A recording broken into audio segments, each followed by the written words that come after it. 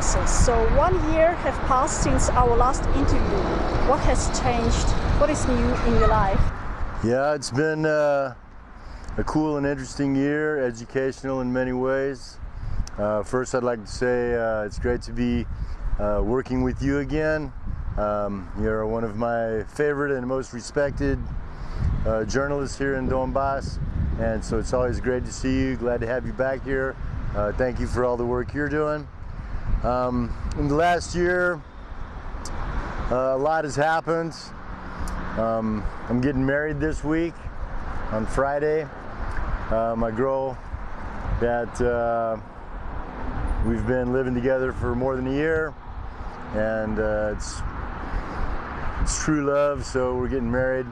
We got married like in the administration back in June, and this Saturday or Friday we're having the church wedding, so that's going to be pretty cool. I'm real happy about that. I'm Ruslan, she's Ludmila. It's very romantic. She's very sweet. I spent about 6 weeks at the front this summer near Avdiivka, is Nevada, block post. It was pretty hot. I was mostly doing construction there. Got shot out a lot, didn't get to do a lot of shooting back, but that's kind of the way it is now. It seems like the war has changed a lot since the last year or so. It's kind of a frozen conflict. It's a lot more of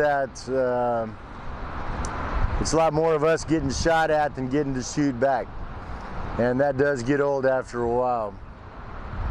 But somebody's got to do it. I was proud to take my turn there. Ready to go back whenever I'm needed. In the meantime, I'm working on my book. An interesting story about that. I wrote a book about my first 6 months of combat experience here in Donetsk back in early 2015. I did a fundraiser on Indiegogo for it. I was trying to raise $9,000 for printing and publishing and stuff. And the Ukraine trolls shut it down. And really that's one of the big developments in the last year, has been how much more the information war is heating up. How much more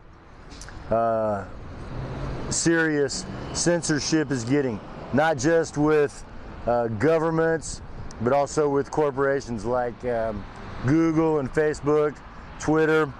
So these Ukraine trolls, they started complaining about this fundraiser I was doing to get money to publish a book.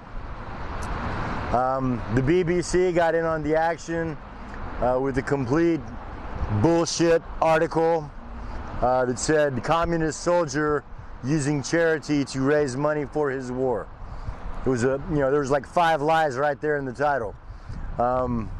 So the BBC got in on it, even the Houston Chronicle. They had some yellow journalist clown scribble something out there, same kind of tripe, that I'm using charities to finance terrorism or something.